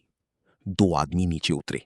एक लंबा और गोरा जिसकी आंखें ठंडी थीं, दूसरा छोटा जिसके चेहरे पर दाग थे और हाथ में जलती हुई सिगरेट थी। आशा वहीं जम गई। उसका चेहरा पीला पड़ गया। ये वही है। लंबा आदमी आगे बढ़ा, किसी और को देखे बिना सीधे आशा की ओर इशारा किया। बाहर निकल, तू सोचती है कि तू मुझसे हमेशा बच सकती है? रमेश आशा के सामने आ गया। तुम यहां अंदर नहीं आ सकते, ये एक ढाबा है, लड़ाई की जगह नहीं। उस आदमी ने हंसकर कहा, मैं अपनी पत्नी से बात कर रहा हूं, तुझसे नहीं, हट जा। विक्रम आगे बढ़ा, शांत स्वर में, आप एक महिला को धमका रहे हैं, यहां सुरक्षा कैमरे लगे हैं, मैंने पुलिस को फोन कर दिया है। कर दे फोन, वो आदमी चीखा। मुझे डर नहीं लगता, ये औरत मोरी कर्जदार है, ये मेरी पत्नी है, मेरी बेटी है, मेरा अधिकार है। आशा चीख पड़ी, आंसू बह निकले। मैं अब तुम्हारी पत्नी नहीं हूं, मैंने 3 साल पहले तलाक ले लिया था, मेरे पास कागज है, और प्रिया कोई वस्तु नहीं है। तू सोचती है कि उस कागज की कोई कीमत है? वो आदमी आशा का हाथ पकड़ने के लिए आगे बढ़ा। रमेश ने तुरंत उसे रोका, उसे धक्का दिया। निकल जाओ यहां से, इससे पहले कि तुम कुछ ऐसा करो जिसका तुम्हें पछतावा हो। एक सायरन की आवाज गूंजी।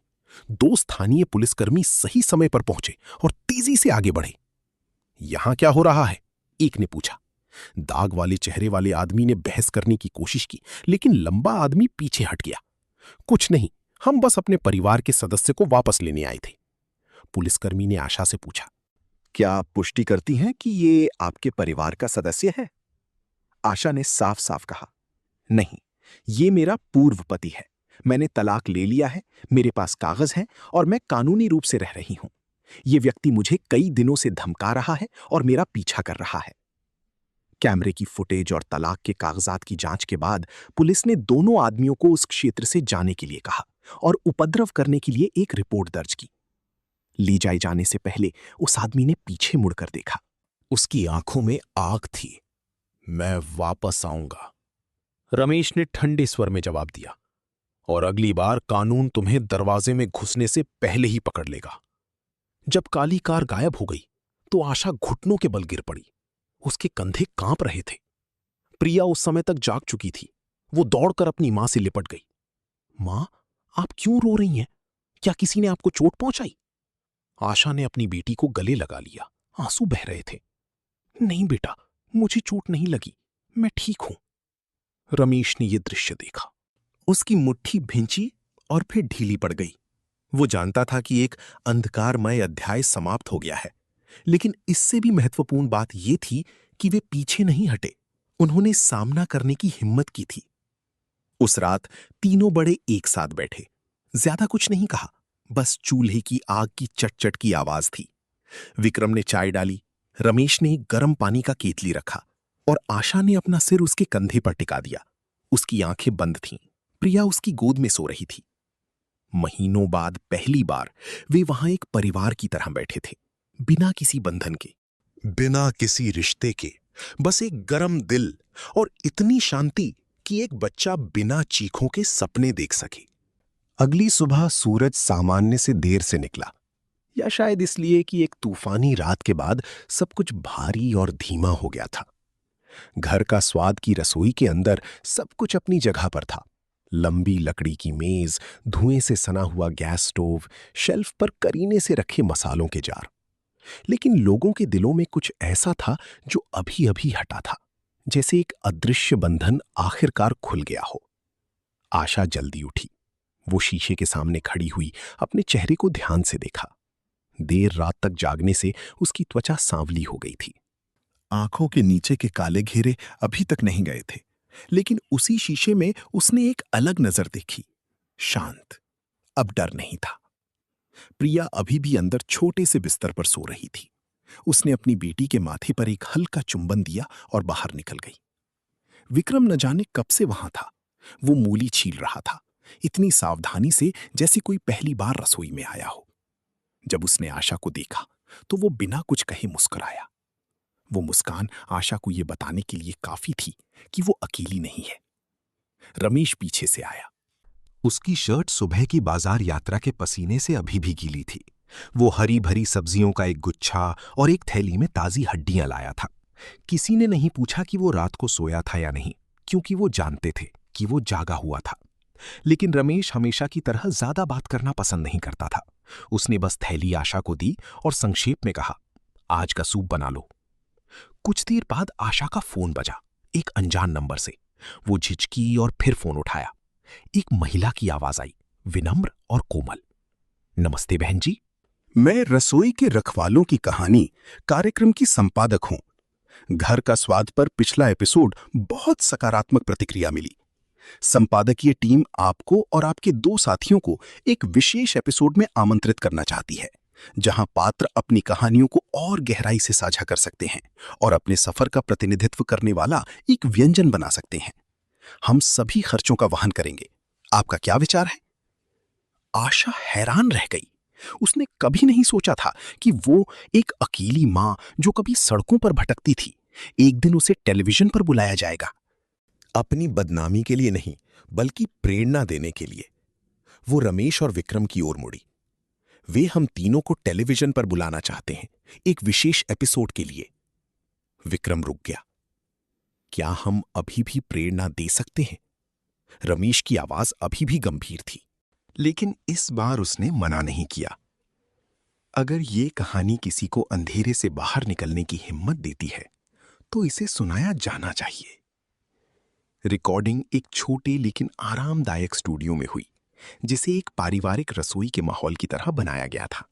दीवार पर बड़े बूढ़े रसोइयों की काली सफेद तस्वीरें लटकी थीं, जिनकी झुर्रीदार हाथों में अभी भी पेशेवर आंख थी। स्टूडियो के बीच में गोल मेज पर सामग्री रखी हुई थी, नींबू की पत्तियां, अदरक, ताजी मछली, पालक और एक छोटा सा चटनी का जार। उन्हें एक साथ एक यादगार व्यंजन पकाने के लिए कहा गया था।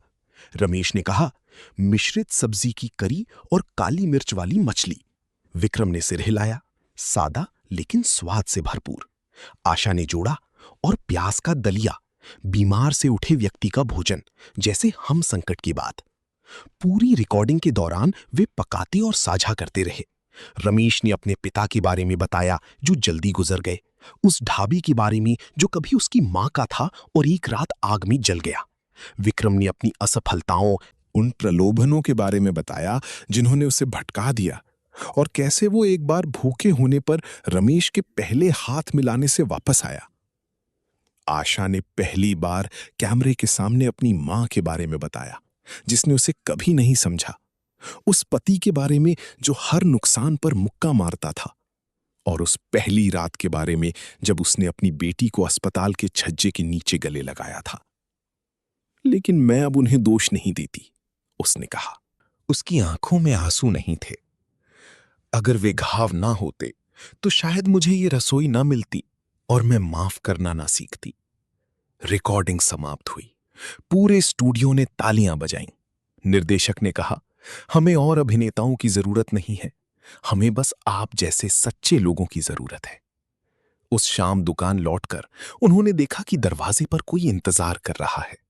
एक बूढ़ी महिला, जिसका शरीर कठिनाइयों से गुजरा हुआ लग रहा था, पुराने ऊनी कपड़े पहने, हाथ में एक टोकरी लिए, कांपते हुए पैरों से पास आई। मां? वो बूढ़ी महिला ऊपर दिखी। ये वही मां थी जिससे वो सोचती थी कि वो कभी नहीं मिलेगी। उसका चेहरा यादों से ज्यादा बूढ़ा लग रहा था। उसकी आंखों में अब वो कठोरता नहीं थी जो उनकी आखिरी मुलाकात में थी। मैंने कार्यक्रम देखा, उन्होंने कहा। उनकी आवाज भावनाओं से भर्रा गई थी। मैंने नहीं सोचा था कि तुमने इतना कुछ सहा है। मुझे माफ कर दो। आशा रो पड़ी। उसने कुछ नहीं कहा, बस दौड़कर अपनी मां को कसकर गले लगा लिया। विक्रम रमेश के पास खड़ा था और धीरे से सांस ली। एक दिन आता है जब लोग समझने के लिए वापस आते हैं, दोष देने के लिए नहीं, विक्रम ने कहा। कभी कभी जो पीछे रह जाते हैं उन्हें भी माफी की जरूरत होती है, रमेश ने जवाब दिया। वो बूढ़ी महिला उस रात दुकान पर रुकी। 10 साल बाद मां बेटी के बीच पहले भोजन में सिर्फ सफेद चावल, मछली करी और उबली हुई सब्जियां थीं, लेकिन उनके लिए ये जीवन का सबसे स्वादिष्ट भोजन था। विक्रम ने अपनी मां को गांव में फोन किया। उसने ज्यादा कुछ नहीं कहा, बस इतना कहा कि मैं ठीक हूं, मैं एक अच्छी जगह अच्छे लोगों के साथ काम कर रहा हूं। उसकी मां दूसरी तरफ से रो पड़ी और बोली, पिताजी की बरसी पर घर आना बेटा। रमेश ने बर्तन धोने के बाद बाहर सीढ़ियों पर बैठ गया। उस रात शहर में ज्यादा शोर नहीं था। उसने अपना फोन निकाला और अपनी पूर्व प्रेमिका का एक पुराना संदेश खोला, जिसने कभी कहा था कि उसे अपने लिए जीना चाहिए, न कि अतीत में फंसे रहना चाहिए। पहली बार उसने जवाब दिया, धन्यवाद, मुझे मेरा असली परिवार मिल गया है। रिश्तों की नाम की जरूरत नहीं, बस रसोई जलती रहनी चाहिए। उस रात घर का स्वाद सिर्फ एक ढाबा नहीं रह गया था, ये उन लोगों के लिए एक नई शुरुआत की जगह थी जिन्होंने सोचा था कि उन्होंने सब कुछ खो दिया है। हर किसी का एक अतीत था, एक घाव, सुधारने के लिए कुछ। लेकिन वे रुके, उन्होंने प्यार किया और वे अंधेरे से गुजर गए। टीवी कार्यक्रम की जरूरत नहीं, दर्शकों की वाहवाही की जरूरत नहीं।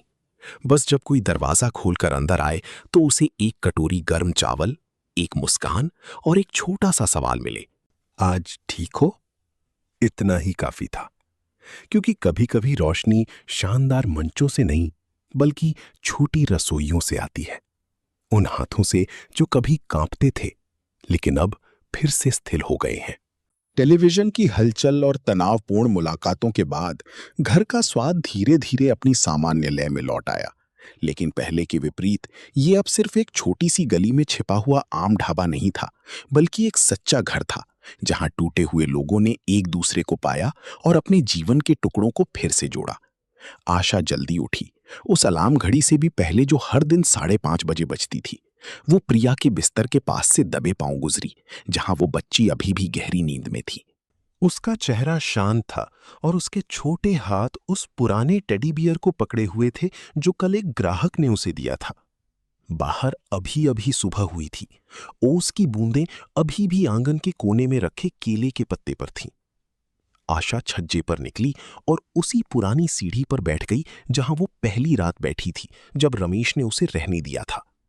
ये वही जगह थी जहां उसने अपनी बेटी को बारिश से बचाने के लिए गले लगाया था, जहां उसने अतीत द्वारा पीछा किए जाने पर चुपचाप आंसू पोंछे थे। और आज उसी जगह पर वो शांति से सांस ले सकती थी। उसे अपना मन देर से आई बसंत की तरह महसूस हो रहा था, शांत और उज्जवल। रमेश धुएं वाली कॉफी के एक कप के साथ बाहर आया और उसे एक गिलास गर्म दूध दिया। रात को नींद आई? उसने पूछा, उसके बगल में बैठते हुए। अच्छी नींद आई, आशा ने सिर हिलाया, ग्लास को कसकर पकड़े हुए। मैंने सपना देखा कि माँ केले के पकौड़े बना रही हैं और पूरा परिवार एक साथ खा रहा है। माँ ने मुझे डांटा भी क्योंकि मैंने 3 खा लिए थे। रमेश धीरे से हंसा।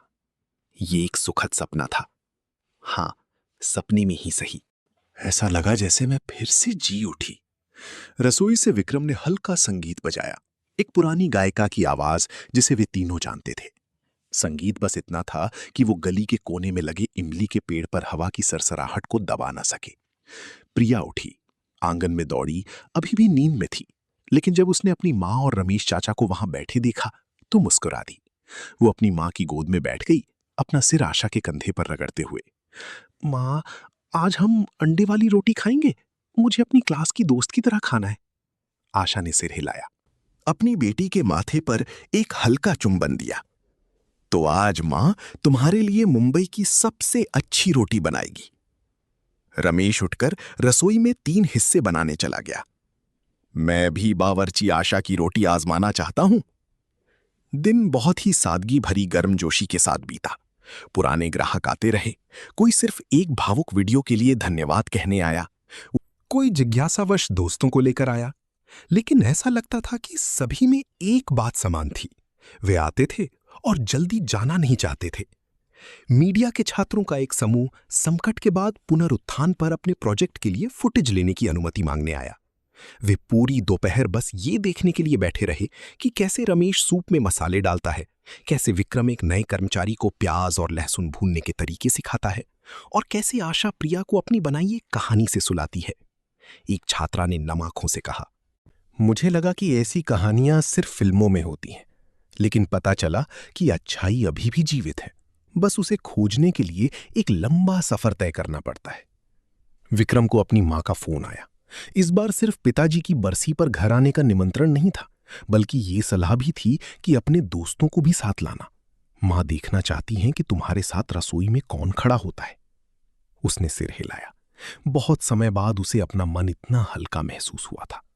और रमेश, एक अचानक आई बारिश की दोपहर के बाद उसने अपनी पूर्व प्रेमिका को संदेश भेजने का फैसला किया। संदेश सादा था। मैं ठीक हूं, तुम सही थी। अपने दोस्त को माफ करना जीवन का सबसे मुश्किल व्यंजन है, लेकिन अब मैं सब कुछ शुरू से चखना सीख रहा हूं। संदेश का कोई जवाब नहीं आया, लेकिन इसकी जरूरत भी नहीं थी। एक स्वादिष्ट भोजन दिखाने के लिए नहीं, बल्कि पोषण के लिए होता है। शाम को जब दुकान साफ हो चुकी थी, आखिरी ग्राहक जा चुका था, तीनों एक साथ बैठे जैसे एक अनकहा अनुष्ठान हो। मेज पर 3 कप गर्म चाय, 1 प्लेट फल और ग्राहकों की सुझाव पुस्तिका थी, जो अब हाथ से लिखे सच्चे शब्दों से भरी हुई थी। शायद, आशा ने कहा। उसकी आंखें छत के बीच लटकी पीली रोशनी पर थीं। हमें अपने जैसे लोगों के लिए खाना पकाने की कक्षाएं शुरू करनी चाहिए। विक्रम मुड़ा। ये एक अच्छा विचार है। जो टूट चुका है वही समझता है कि टूटे हुए को क्या चाहिए। रमेश ने सिर हिलाया। कुछ भी बड़ा करने की जरूरत नहीं, बस उन्हें एक ऐसा भोजन पकाना सिखाना है जिसमें आंसुओं का नमक ना हो। तीनों कुछ देर चुप रहे, फिर प्रिया कमरे से बाहर आई। हाथ में एक चित्र था। चित्र में एक छोटा सा घर था, जिसमें एक हरा इमली का पेड़, एक ढाबा, 3 बड़े और एक बच्चा बीच में खड़ा मुस्कुरा रहा था। मैंने हमारा घर बनाया है, प्रिया ने मासूमियत से कहा। मां खाना बनाने वाली हैं, विक्रम चाचा सब्जियां काटने वाले हैं और रमेश चाचा रसोई की देखभाल करने वाले हैं। आशा ने अपनी बेटी को गले लगा लिया। उसकी आंखें नम हो गईं। विक्रम उठा और उस चित्र को मसालों की अलमारी के पास दीवार पर लगा दिया, जैसे एक विशेष प्रमाण पत्र हो, बिना फ्रेम के, बिना पदक के। और फिर वे उस छोटी रसोई की कोमल रोशनी में एक साथ बैठे। ना तो अतीत का बोझ, ना ही डर का साया। बस एक नया मौसम आ रहा था। वो मौसम जिसमें तूफान के बाद बचे हुए लोग आखिरकार पुरानी सीढ़ी पर एक कली को खिलते हुए देखते हैं, क्योंकि हर अंधेरी चीज आखिरकार चली जाएगी। और अगर विश्वास है, अगर वापस आने के लिए कोई जगह है, तो हर दिल, चाहे वो कितना भी टूटा हो, ठीक हो सकता है। उस गर्म रसोई में, उस छोटे से छज्जे के नीचे एक परिवार चुपचाप बढ़ रहा था। खून के रिश्ते की जरूरत नहीं, बस भरपूर प्यार की जरूरत थी। उस साल वसंत में, जब शहर धूप से नहाया हुआ था, लोग एक दूसरे को एक छोटी सी दुकान के बारे में बताते थे, जहां उन लोगों ने, जिन्होंने सब कुछ खो दिया था, फिर से एक भोजन पकाना, मुस्कुराना और अपने ही हाथों से उठकर आगे बढ़ना सीखा था। दोस्तों, आप ये वीडियो कहां से देख रहे हैं, हमें कमेंट में जरूर बताना। आज की ये कहानी आपको कैसी लगी? हम प्रार्थना करते हैं कि आप जहां भी रहें, हमेशा सुरक्षित और खुशहाल रहें। अगर आपके पास भी ऐसी कोई प्रेरक या दिलचस्प कहानी है, तो हमारे साथ और सभी दर्शकों के साथ कमेंट सेक्शन में जरूर साझा करें। हमें आपके विचारों और कहानियों का इंतजार रहेगा। धन्यवाद।